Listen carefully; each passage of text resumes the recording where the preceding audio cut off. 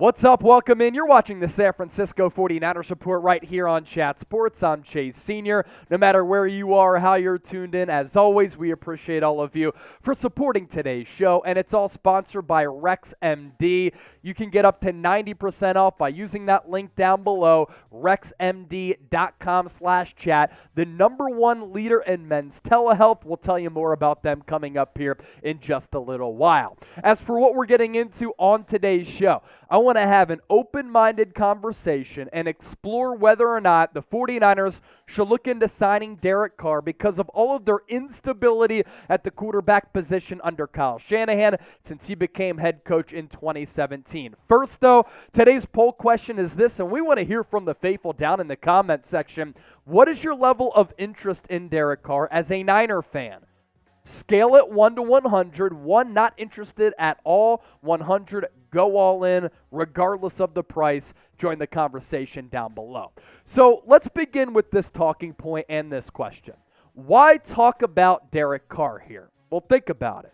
The 49ers have a roster that can win the Super Bowl, but they have looming questions at that quarterback position, and Derek Carr is available not as a trade target, but as a free agent, and he does have some ties to the Bay Area. And going back to that previous point, 49ers have not had a lot of continuity at that quarterback position under head coach Kyle Shanahan. Now, they have had a lot of success, back-to-back NFC Championship games, 3 NFC Championship games over the last 4 years, including a Super Bowl appearance back in 2019.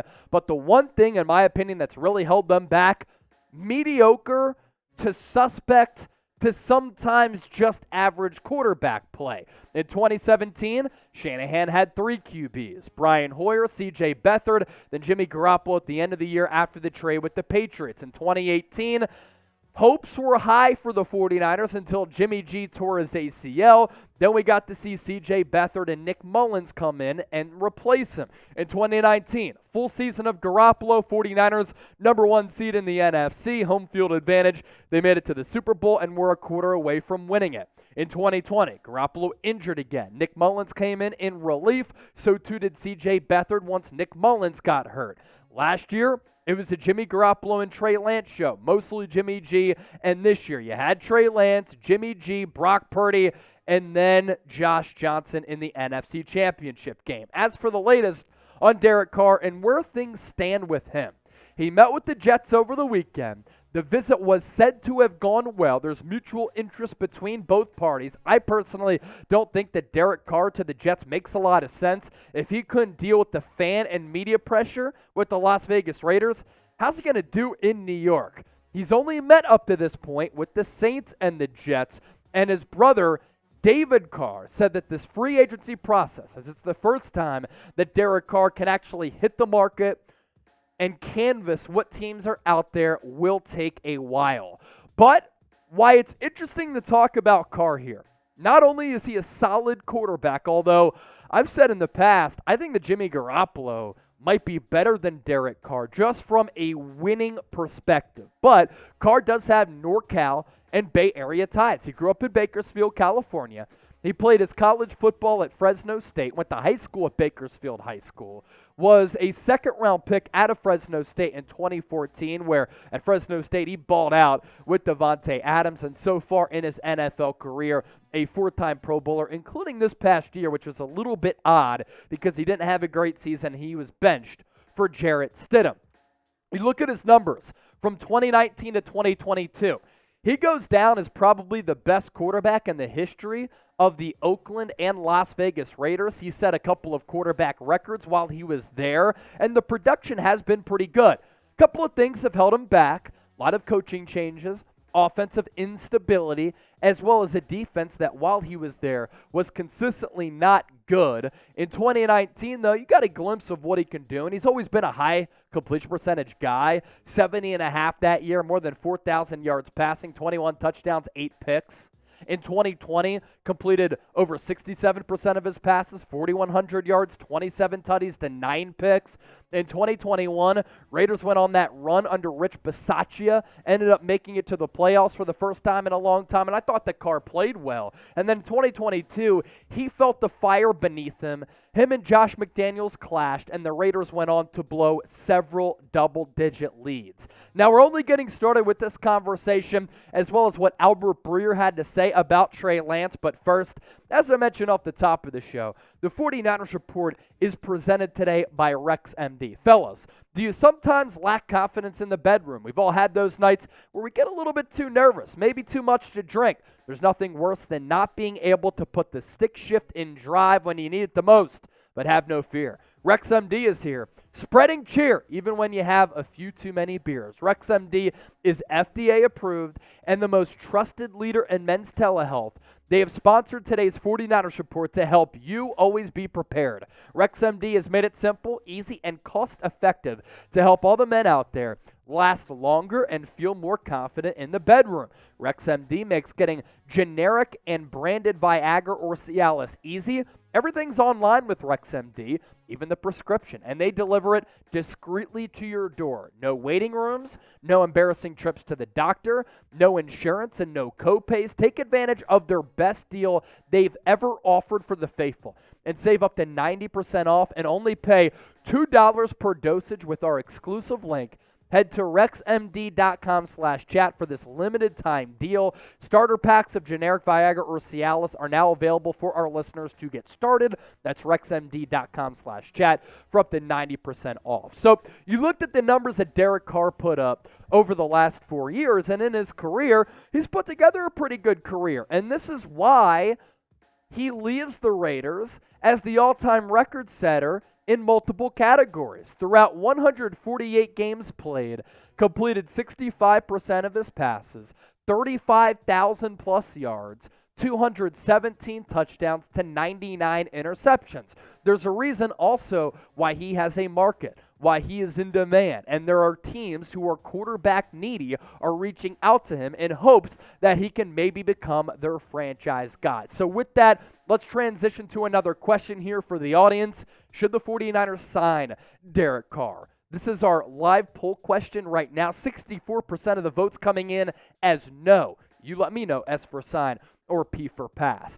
As for how Derek Carr relates to the San Francisco 49ers and whether or not they should go out and sign him in free agency. Having two quarterbacks on their rookie deals gives the 49ers flexibility in building their team so that they can afford Trent Williams, Fred Warner, George Kittle, Deebo Samuel, as well as a guy in the future like a Nick Bosa. But also, while the 49ers haven't shown interest up to this point, did they just have Derek Carr or a version that's like him for the last couple of years since that trade in 2017 with Jimmy Garoppolo?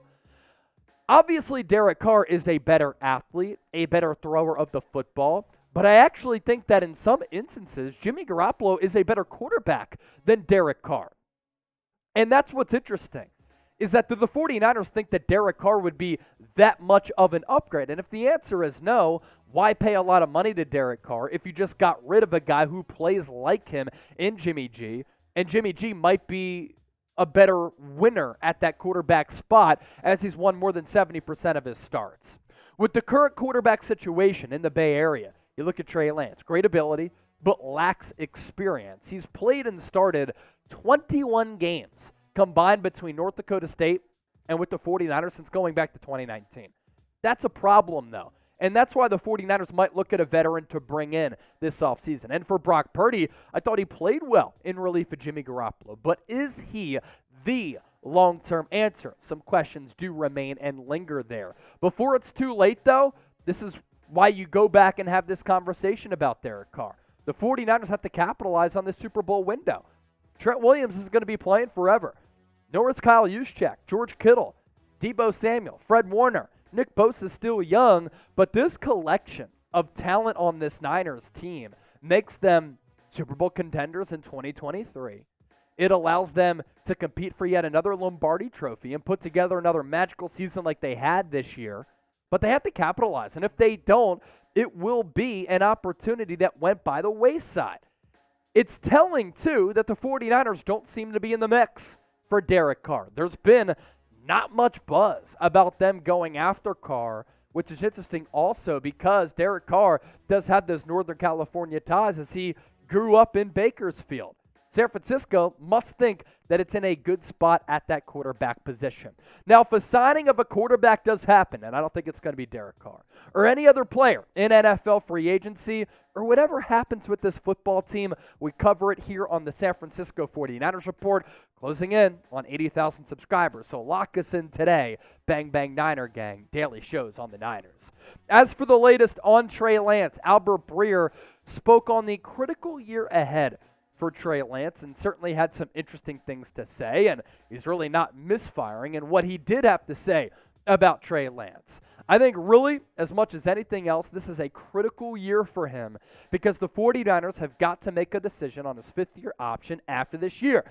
And what history tells us is if you get past this point, you get past year 3 and the fifth-year option has not been picked up, an extension hasn't been done, generally, those guys are on their last legs with the teams that they're with. And yes, it's a huge season for Trey Lance. He's now heading into year 3. He has 4 NFL starts under his belt. He has a lot of potential, good size, good arm, solid mobility. He's made some throws at the NFL level that have made you say, wow, this guy does have some talent. But then he'll miss a layup, and he can't do that. He'll miss a wide-open wide receiver. The read won't be there, or it will be there, and he looks to get a little bit confused in the pocket as for what he is going to do next. And if he doesn't play at all or very little this year, then yes, I don't think the Niners will exercise that fifth-year option because financially it won't make a lot of sense. Before we hop on out of here for this particular segment, appreciate all of you for watching.